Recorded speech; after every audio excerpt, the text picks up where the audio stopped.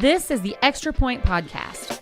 During this podcast, we will dive deeper into our Sunday teaching and share practical next steps for your faith journey. Now, let's kick off the Extra Point.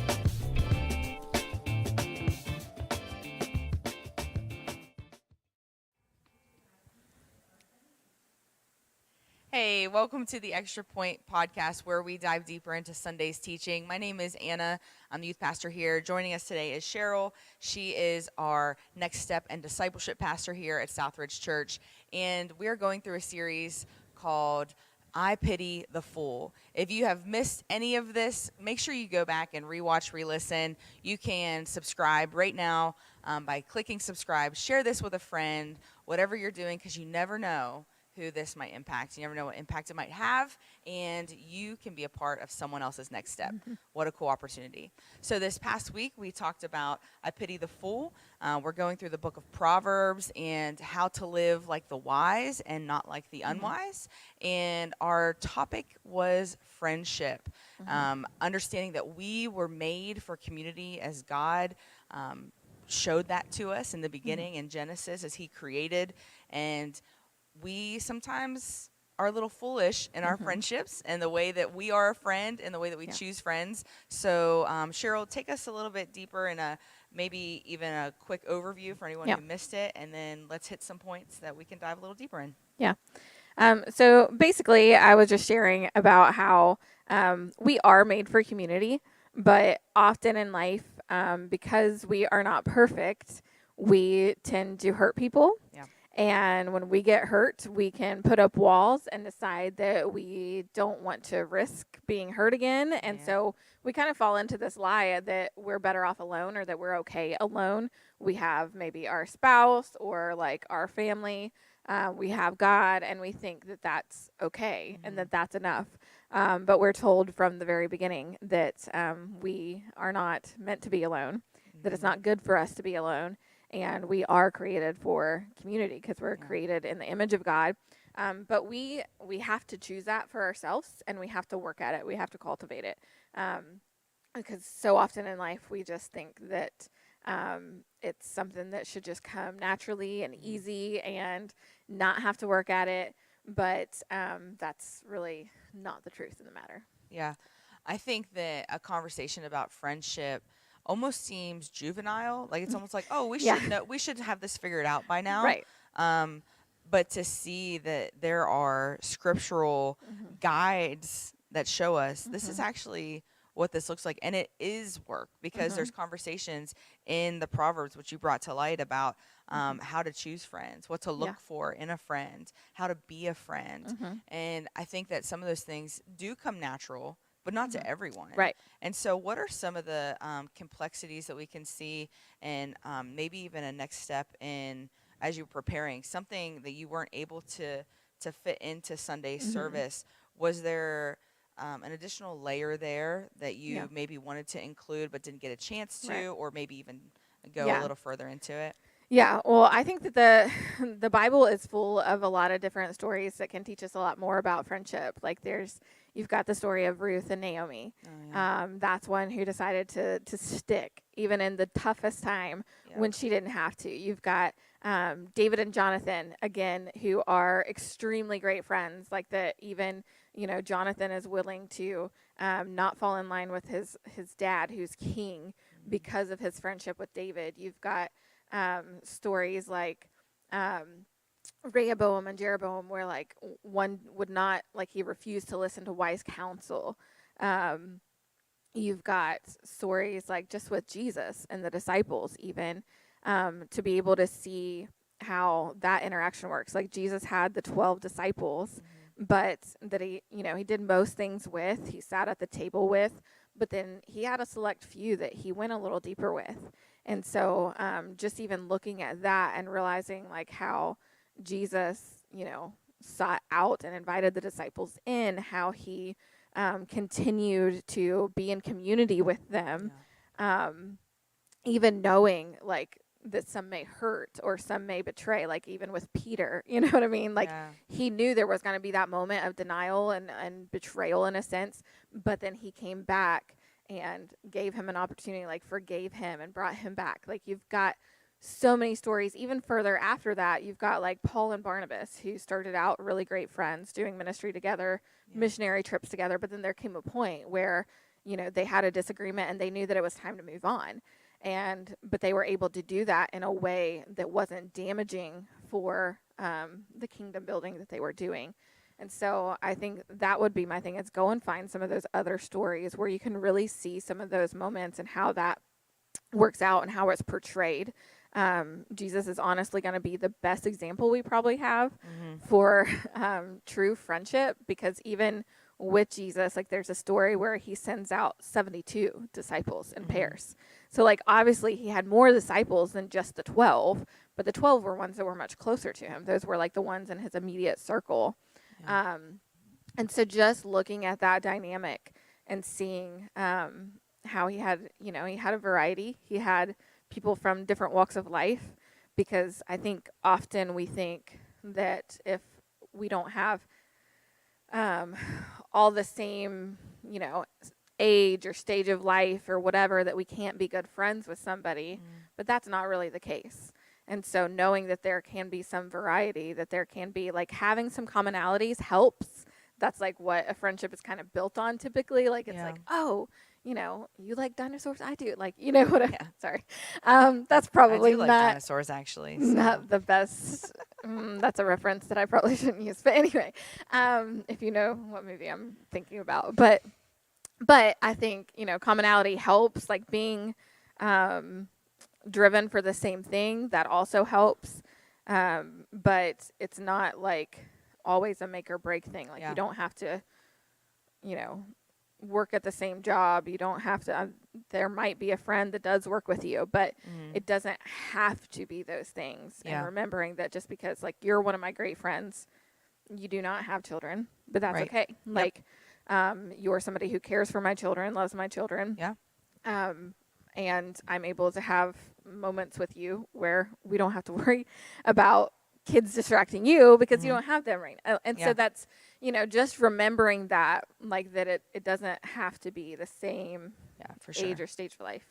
I think that's so good, because what you just said, which you didn't, I don't recall you saying it on Sunday, but that having some type of common ground is critical for friendship. And I think that if we are Christians, like if we have our foundation of Jesus in our life, you can form a friendship, a really deep friendship with someone who also has that foundation. And I don't think some of those other factors are as prominent when it comes to that, because your faith is what's drawing you nearer to this other person, to support them and love them and care for them. And the differences start to not matter as much. Right. Because like when you have that commonality of Jesus being the center of your relationships, and you're going to be able to overlook those faults. You're going to be able to help, like instead of trying to fix your friend always, like you maybe just fix their eyes on Jesus and point them to him in those times, instead of trying to like give all this other advice or like, coming down too harsh. Like sometimes we just need to realign to look at Jesus. But if you have friends that don't know him, then that's going to be harder to do. Friends who don't know Jesus, like we say all the time, if you're not a follower of Jesus, we don't expect you to like live this certain way, like because you're not a follower of Jesus. But followers of Jesus are, we are told that we should forgive, we are told that we should love, we are told these things. And like when you have that foundation, it does help. That's not to say that you don't ever create relationships with people that don't know Jesus, because if you're not ever doing that, then you can't ever bring anybody to Christ. But there's that, like, you should not go to your atheist friend for Christian advice. Like, you know what I mean? And so just knowing and remembering that, like my husband, 2 of his best friends do not believe in Jesus. But they have a different dynamic than the one that he has that does believe in Jesus. And so seeing that is a cool dynamic as well. But I think for your really closest friends that you can go to in those times of trouble, that you can go to share your struggles and all that kind of stuff, those people being believers of Jesus is important. Yeah, for sure. I really appreciated for anyone who didn't get a chance to listen, go back and listen to Sunday's teaching. There were so many amazing golden nuggets of true wisdom from the Psalms, from Cheryl, from her experience and from her studies. You went into how friendship can be, it could be around for a season, it could be around for a reason, or for a lifetime. I think that really, at least for me, some of the people that I knew in the space and knew who were listening, watching, I think that gives us some freedom. That gives people a little bit of like, okay, it's okay that friendship is kind of spaced right now, or that we're kind of taking a break. We haven't talked for it. I think that really gave some confidence in, maybe I'm not actually a bad friend. Yeah. Maybe it's just that friendship isn't meant to go the long haul. Yeah. And I think there's something really beautiful in that. We almost talked about this last week whenever we were with Scott talking about what it looks like. Maybe it was the week before, but like success looks different in the eyes of the Lord than it does in the eyes of our society and our culture. And I think that friendship is the same. Friendship looks different to God than it does to us and what we expect out of friends. Yeah. I think we expect maybe what we see in sitcoms or in like movies where these friends have known each other forever. They never give up on each other. They've been through the thick and thin, and that does happen, but that's not. That's the exception. Yeah. It's not usually what we see as the standard. And so I thought that was a really cool share. In addition to that, just sharing the characteristics of friendship, a true friend, because I think that challenges us as being friends also. Absolutely. Like there was that twofold of like, this is what you should look for, and this is also what you should be. Yeah. Because you really should not ever expect something from somebody that you're not willing to do or give either. And remembering that is really important as well going into friendship. It was so good. Those were just some of the highlights for me. Is there anything you'd like to add to this episode before we wrap up today? I would just say if you want to dive deeper into this, really, Jenny Allen's book, Find Your People, is a fantastic resource.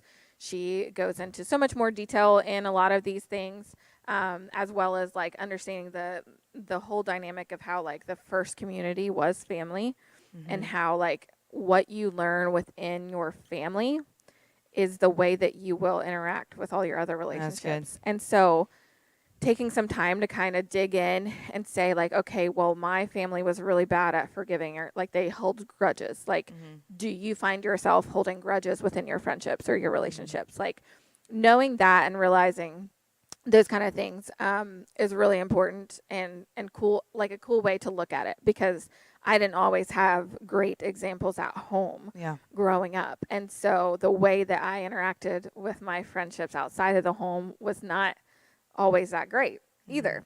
And so she just digs into a lot more. And if you are a lady who wants to kind of dig into that together in the fall, we're going to have several groups offered where we're going to go through. She's got a study that goes along with it. So we're going to go through that together. So be looking forward to that. And I would just say, go see what your next step is for finding, creating, cultivating friendships. I had several people talk to me afterwards and they were like, oh, I was just really, I have that one friend and they're not always reliable. But part of it is probably that it's one friend and they can't always be there. And so, so just really getting into some of those next steps and seeing, okay, what is it that I need to do personally? Do I just need to begin to pray? Are there some people that I'm with regularly throughout my given week that I need to just initiate and invite to do something with, to go deeper with? Do I have a friend that we get together regularly, but we never really go deep, that we maybe need to talk to? I think there was this really great fill in the blank that Jenny Allen uses within her book that I have in my notes if I can find it.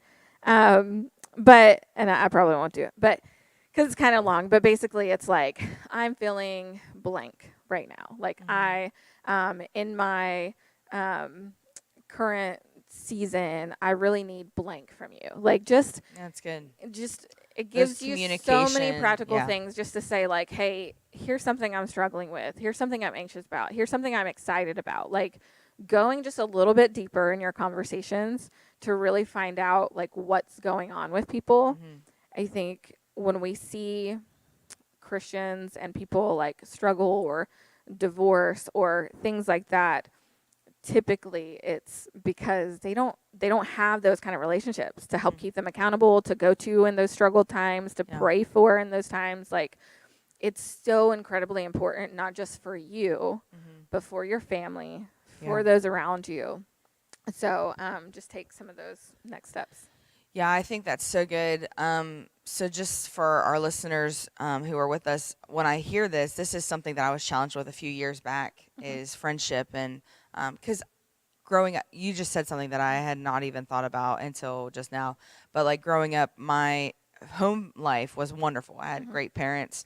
We had a lot of really positive things. But when times got tough, I can recall my parents really handling things behind closed doors, or they'd go to the garage, they'd go outside, or they'd go, hey, let's talk in the laundry room, like, whatever. And I can remember seeing, like, just being like, man, we never argue around here. We never fight. Like, and it wasn't until I got older that I started to say, no, I think that we do have those conversations, but I'm not seeing them. And so in friendships, and this is, my parents are wonderful people. It's just exactly our home life changes and challenges who we are as adults. I had trouble going more being vulnerable with friends, because I thought, well, I don't know if this is their business. Well, I don't know if, what, and it has been really challenging for me, but it's also been very rewarding to open up and share with people, and to be vulnerable with challenges, vulnerable with maybe some changes and different things in life, and to talk through that stuff and have friends that you can trust. And literally, you talked about, there is risk. There's risk of rejection. There's risk of, hey, this feels like too much. You're asking too much of me. I can't handle all this. That is a risk, but it's a risk that if we, especially as believers, we know that Jesus is our best friend. We know that if this friend isn't enough, we can't put expectations on them beyond what they should bear anyway. But if they're not able to meet us there, Jesus will always meet us there. But it's awfully nice to have a friend too. And I just thought that was really special. It's something even in my own life that I've been challenged with the last few years.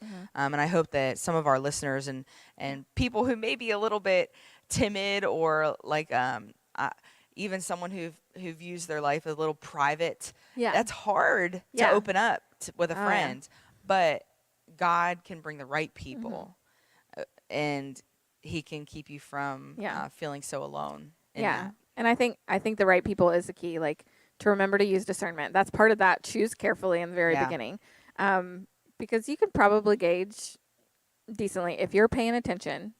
You can probably gauge whether that person is the one that you can trust to open up with, and like maybe starting small and building your way into something. Like, I would not necessarily say to like, share everything the first time you get together. I mean, I have had those moments where I do that kind of thing, but like, it's been very special circumstances. But like, just use that discernment. In that aspect, to know like how to build that. Like, don't just jump off the deep end.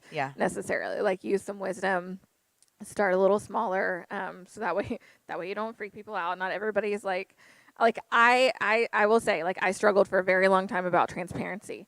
I'm not that way anymore. Like, basically you could ask me anything and I will tell you, or like, if you want to hear my whole story, I'll sit down with you as long as you got a couple hours and share everything with you. But like, for you to get there. Yes, it took a lot of time, a lot of healing, a lot of processing, a lot of those things to get there. But I don't do that with everybody. Like, so just remembering to use discernment. Yeah, it's so good. Well, thank you guys so much for joining us for this episode of the Extra Point podcast. Here at Southridge Church, we'd love to help you take your next step in your faith journey, no matter where you may find yourself in a relationship with Jesus Christ. You can do that by looking up southridge.org, following us here on the pod, and we will see you next time. Thanks for tuning in to The Extra Point. Be sure to subscribe to the Southridge Church podcast and tune in every Wednesday for another episode of The Extra Point.